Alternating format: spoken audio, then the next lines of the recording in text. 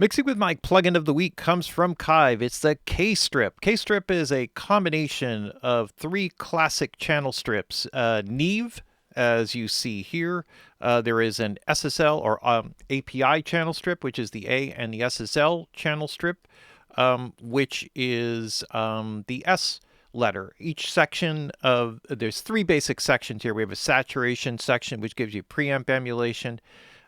We have an EQ section, 4-band EQ, so it would be 4-band regardless of the type that you select, and a compressor section for each. So we have those. You can move them around just by, if you want the dynamics prior to the EQ, or if you want it as it is by default there. You can even move the preamp section after everything, or so you can slide things around in any order just by moving your cursor up to the top. When you get the little grabby hand icon, you can drag it where you want. So we have these three sections. We'll go through them in a little bit more detail. And then what we have here is the master section. It has a width control, which is basically just kind of MS balancing. There's a high pass filter here, which works with the width control, so it will stop the width from working on lower frequencies based on where you have this set. Have meters that will show input, output, and phase. Phase between left and right, that is. There's a gate, a digital gate that's built in. All the settings are here. And you have a transient shaper, which is also built in here, and gives you options to do it pre or post. And you have separate settings for attack, sustain, and output level. As we go through the individual sections, what you'll see is a common thing up at the top. This N letter here will be where you select the type, right? So we have Kiive, we have API, and we have SSL. So you could select a type. There's little toggle arrows here, so you could go through it that way. This turns the section on or off globally. Now, when you, and this is a stereo module, so when you have the stereo module, you can link the left and right settings. And there are three basic setups here. You can do it in mono. So in dual mono, essentially, you could set up, if you unlink the sides, you can do a separate setting for the left and the right side, and that would be true with each of the different channel strips. Otherwise, if the link is on, it will link both of them. Now, the mono setting will actually have a slight variance between the left and right settings. So whatever you set, even if it's the identical settings, they will be slightly different on the left and the right, so you get a little bit more space. So the difference is a subtle difference between that and stereo, and then it also gives you the ability to unlink them. Right, so you get a little variance there with the mono, essentially. And you could also operate it in MS. And so again, with this, it's LM. So if you're in MS mode, then it would be mid, and this would be the side settings. And if you're in stereo or mono, then this would be left and right settings, and unlinking them allows you to adjust them independently. This is the overall in and out. We got the selection. So each of those things is duplicated at the top of each section. And it's also the area where you can grab and kind of move them around. Now, in the preamp section here, we have saturation controls. Now, one thing that should come up by default, and it's probably worth saving as a default if you have the plugin, which is to set AG, which is an auto gain. So as you increase the saturation, it will lower the output level just to kind of give you a blend. You also have a mix control, like a wet-dry control. So you could go heavy with it and then kind of mix in just enough to kind of give it whatever flavor that you want to. You also have the ability to kind of balance the odd and even harmonics. So they call the odd harmonics a third harmonic, and the even a second harmonic.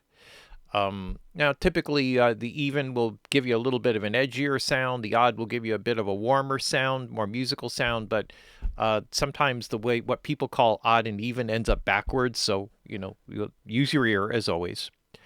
There's also a sidechain filter here. Is a high-pass filter and a low-pass filter. So when you see all the LEDs up here, it's a little bit odd, but this is actually, it's coming backward from the top here. So this would be full frequency up to 20K. And what this is for, this is not a filter that would be applied to the audio signal itself. It's a filter that goes into the saturation circuit. So as you drive the saturation, you can sort of target where it is that you want that saturation to be in. As you go through, so that basically is the saturation and preamp section. Now we have the EQ section. So with each of the different types of EQ, you basically, with the Kiive and the API, you get about 12 plus minus 12 dB. At the SSL, you get plus minus 15 dB. All right, so you got some leeway there. Now on the Kiive and on the API, you have variable frequency controls as you adjust it here. So in the real vintage gear, this would not be variable. This would be fixed frequency steps. So they're giving you the full range of frequencies. There's a high shelf, high mid parametric, low mid parametric, and a low shelf shelving EQ. And then you can listen or monitor each of the sections here, right? So you can actually just kind of focus in with a little headphone icon and really kind of focus in on the EQ if you're into that thing.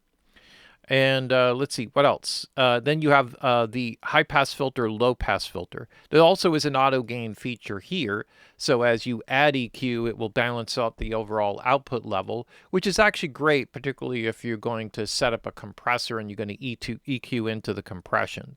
So it will actually, and it works actually pretty well, right? To kind of get it going that way. So you have the Kiive, the API, the same type of thing. The API has a bell curve option for the low shelf and high shelf. That's true to the API 550 series, which is more or less what this is going for. Again, you have the variable frequencies in here as you kind of go through. If you double click on any setting, it will reset it. There's a whole bunch of other features. If you hold the shift key, you can actually enter in a value if you want a specific value, right? So if I shift click on it, I could say, oh, I want 2 dB a gain, and it'll do it that way. Option click will reset. There's a few different ones there. I think if I remember right, the command key, I think you'll do a fine tune on the adjustment of the frequency or the gain. Again, you can listen to the EQ, right? As it is there, high pass, low pass filter. Now this is on the audio signal, actually. Okay, so there's no other saturation point. And with the SSL, you also get a high Q switch. Now this is interesting because it's not on the normal SSL console. On the high shelf and low shelf, you would have the bell curve option on the E series, at least. And the G series, it becomes a divide by 3 times 3, which works for the mid-band EQs. But here you just have like a high Q, normal Q option. So they're not giving you the variable Q for the SSL version. But you can turn it into, oh, I'm sorry, that would be here. That's the high Q here. I'm sorry. That's the bell curve for the high and low frequency. So this is kind of a switch that would be on the Kiive. And interestingly, that's not on the Kiive, where that actual switch would be. So it gives you that option. But then you have the full range of frequencies that you would normally have available for each of those individual sections, and the gain and all of that, and you've captured the sound really well. Again, you have all of the options in terms of routing, where you apply the EQ, etc., etc. As we go through here to the compressor section, we have the 3 different types of compression. So the Kiive would be a diode bridge compressor, API would be a VCA compressor, and the SSL would be also a VCA compressor. So 2 different kind of flavors of a VCA compressor. So that gives you some options here. You have gain reduction meter for left, right, mid, side, depending upon what mode you select. There's a makeup gain here. There is an auto gain control. My suggestion would be to start with that.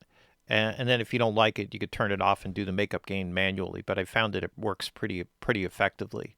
There's also a wet-dry control here for the compression, so you can get it pretty easily into some heavy compression.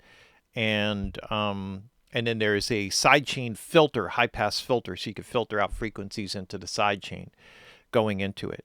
As far as the attack release settings here, interesting characteristic. You don't get actual numbers on the attack time. It's just 0 through 10, but you do get milliseconds for the release time, right? Up to 600 milliseconds here. I think as you go through each of them, it's a little bit different. Here on the API, you have the feed forward and feed back style. So this is like the 2500 compressor, which was actually made much later. That was made like around 2000. I think the original compressor unit for the old APIs from the 70s was a FET compressor, actually.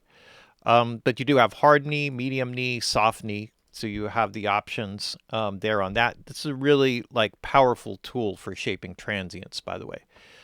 Really good one.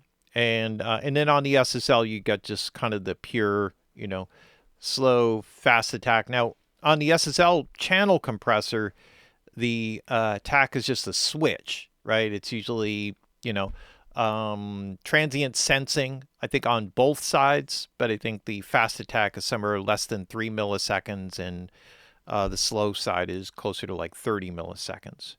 And then you have the full ratio control, all of that, makeup gain, same auto gain, meters, and etc. Let's feed some drums into this thing and see basically what it sounds like with some of the different modules.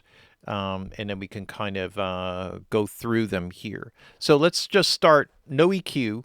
Let's start all Neve here for a second and just kind of quickly go through this. So if I have the auto gain on, when I raise this up, we can kind of just play around a bit with the saturation. So these are raw drums. They have nothing on it. I'm just doing this on a bus return. So let's just see what we can kind of dig up with this. All right, here we go.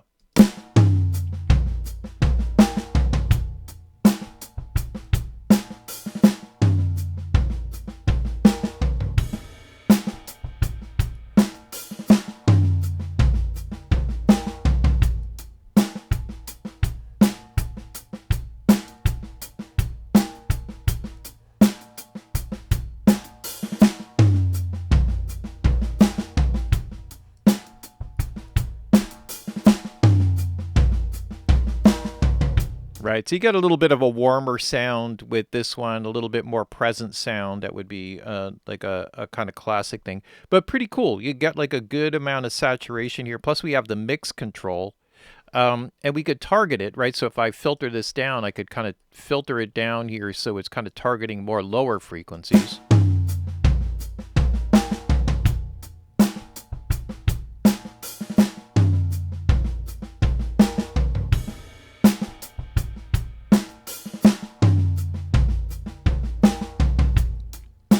Right. In this case, because I have no other EQ on it, it probably is better kind of wide open. But like a nice, pretty gritty saturation, kind of very, very Neve-like. Let's just take a look at the API, do the same kind of thing here.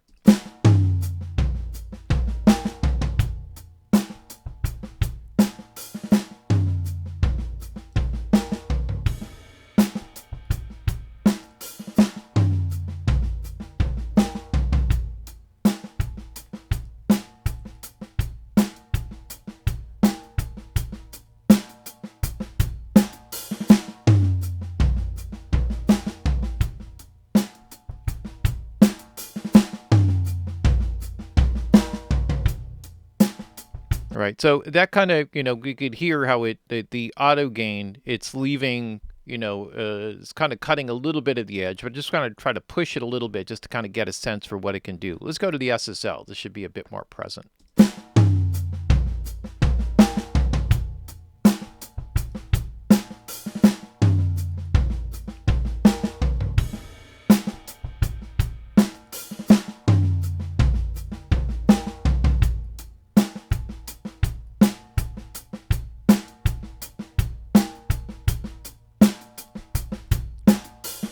So these are fairly subtle. It's not like these are like super aggressive, but just to kind of give you an idea of what it can do here. And then obviously, I think with this type of thing, if you're really digging into it that much, be more inclined to just sort of, pull back the mix control a little bit.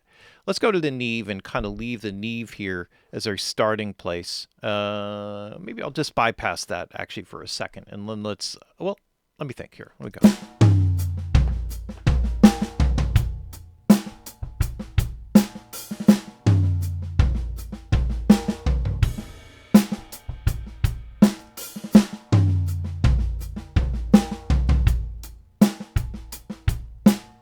Right, that adds like a nice depth to it. So I'll just kind of mix in whatever percentage that is, 31%.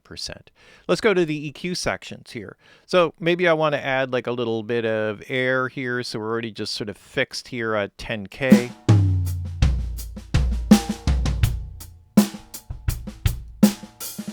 And I can solo it.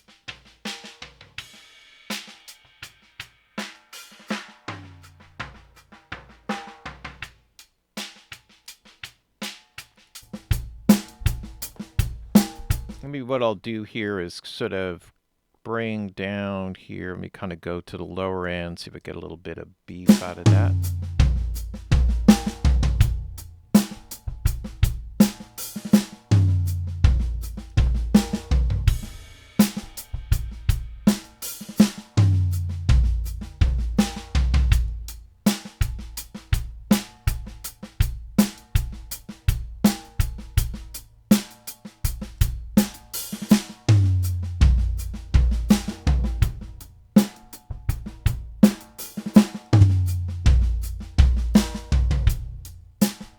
All right, nice open sound. Now it'll preserve those settings. So let's just check out the API setting here. Probably do like a similar thing. It kind of defaults to 10K shelf.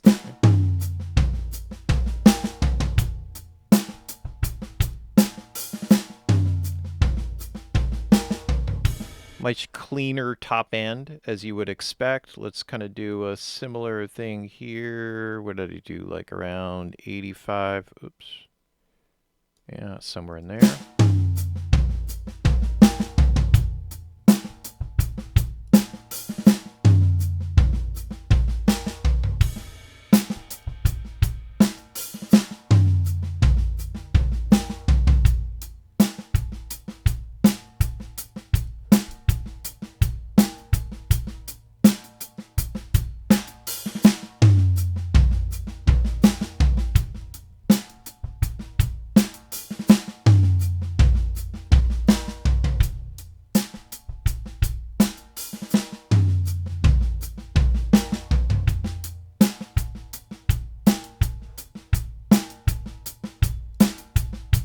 Right, so we get a bit of a cleaner, punchier sound here from the API, bit of a warmer sound from the Kiive, and we should have a more mid-rangey, kind of edgy sound here from the SSL, even doing just some of the same basic kind of settings here. So let's do that.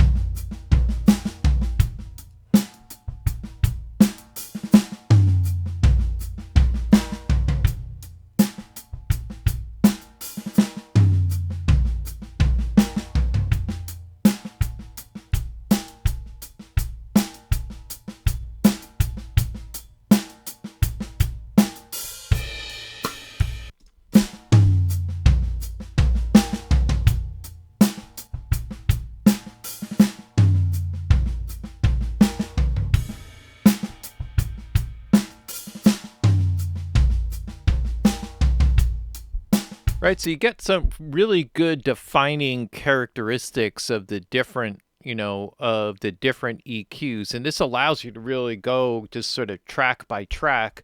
Maybe you need more of an API sound for the guitars. Maybe you need the Kiive sound for more of the drums. Maybe the SSL even, would work really well with the guitars. Maybe the API is a little bit cleaner and better for the vocals. Mix and match, and then you have the compressors on top of that. So just to kind of let's stay with the API here, right? Just because it's the cleanest sound, maybe it'll be a little bit easier to judge the compression. So with the compressor ratio control, right? That would be was it default to 5:1? Let's see, can I make it 4:1? Yeah, all right, let's go 4:1. That's got a good starting place. And let's just see. This is slow attack, fast release is where it's left off. I have the auto gain on. Let's see what we got here.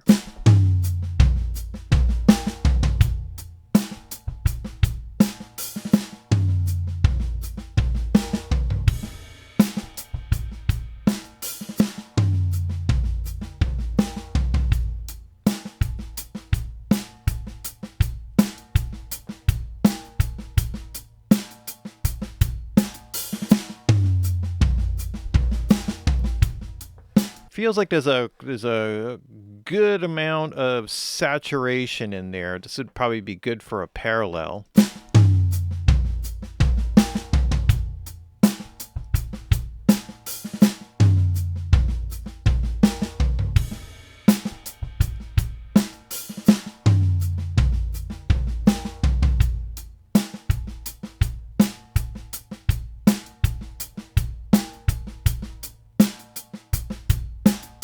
Now I set him to mono, which kind of unlinked, so it's just looking at the gain reduction is a little uneven between the sides there.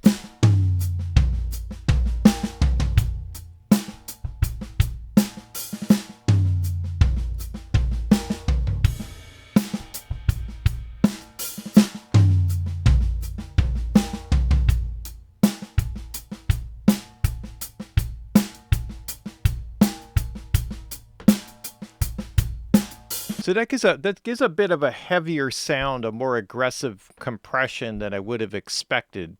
Maybe just kind of going a little lighter in ratio might be like a better way to kind of deal with that. Let me see if it's like a 2-to-1 helps.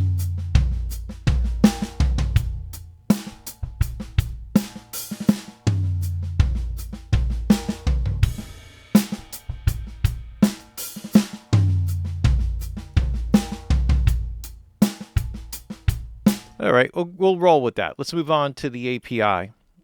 Now, when you set up these, of course, it maintains the settings from the previous one, which allows you to kind of quickly kind of A/B between them. If I take this and I keep the attack slow like I did in the Kiive and the release fast, 4-to-1 is a default here. Let's see what this sounds like.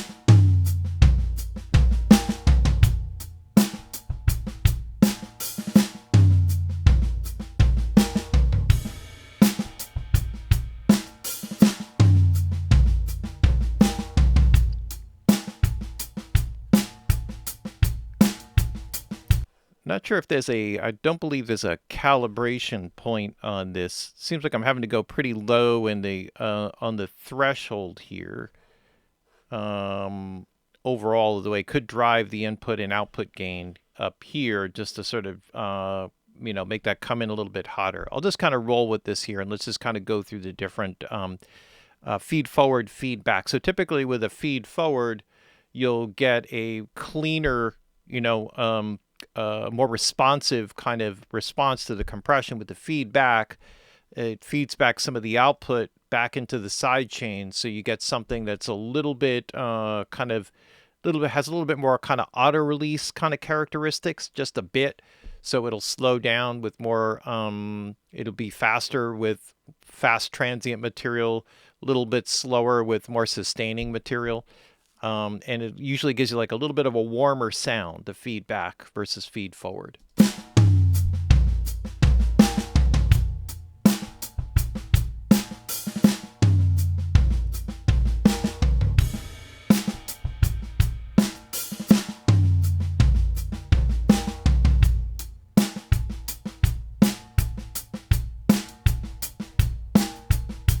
And then with the harder knee, I bet the gain reduction will probably pick up as we go to like a medium or a soft knee. Yep.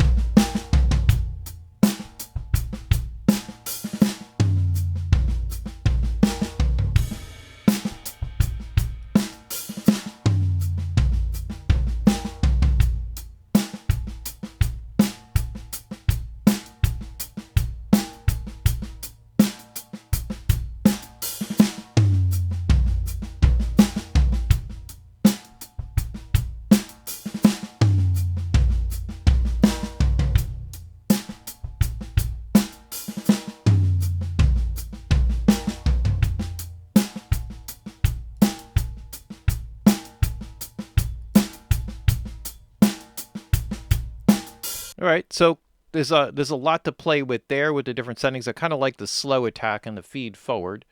Let's move on to the SSL, see what that sounds like. So let's kind of stay here again with the 4-to-1. Slow attack, fast release.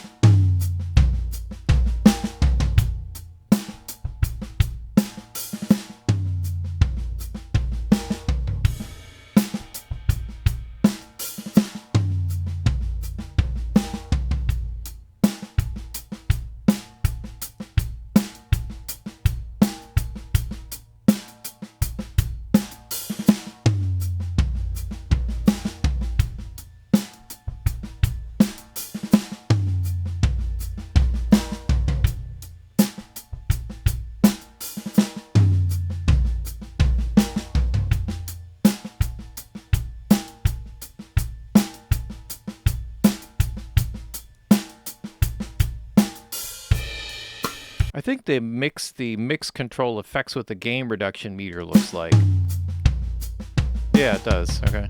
I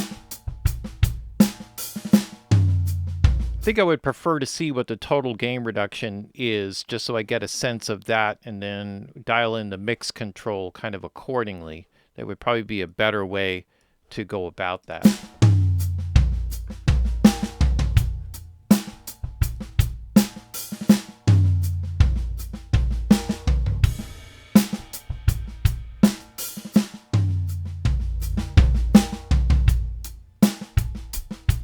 So this does work on top of the gain reduction. I think all of them were kind of bringing the signal level back here. So I'll just kind of turn that up a couple dB.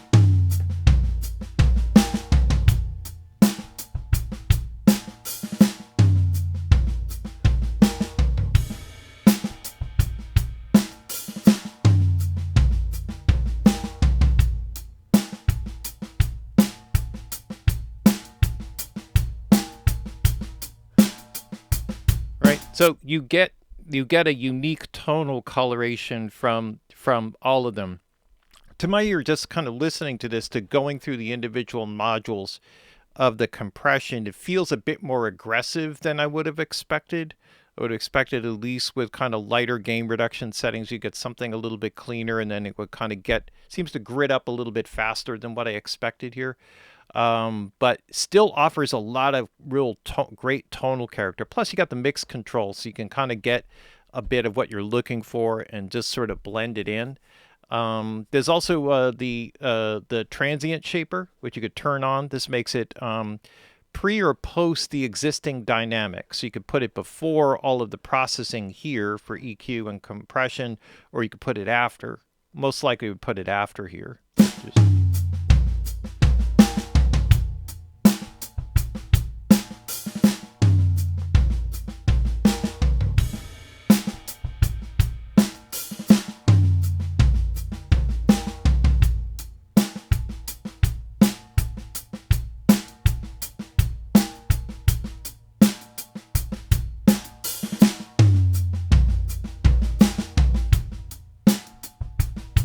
Right, so that just gives you kind of a little bit of extra control to kind of, compensate for maybe some things that are going on with the compression. On top of all that, then has a width control here.